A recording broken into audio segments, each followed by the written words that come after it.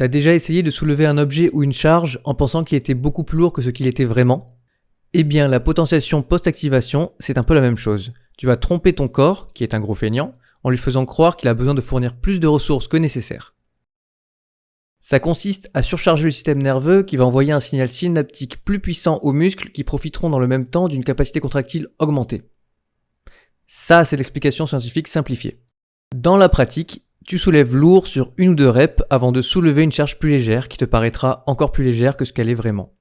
La méthode la plus connue, c'est le lourd léger, du style 3 fois 80-85%, enchaîné avec 6 reps à 40%.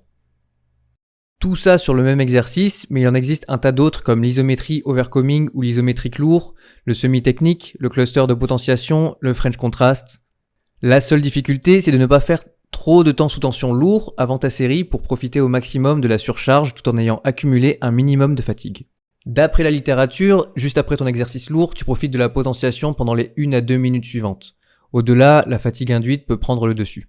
C'est l'un des meilleurs moyens pour améliorer ta puissance, ta vitesse, ta détente ou ton explosivité.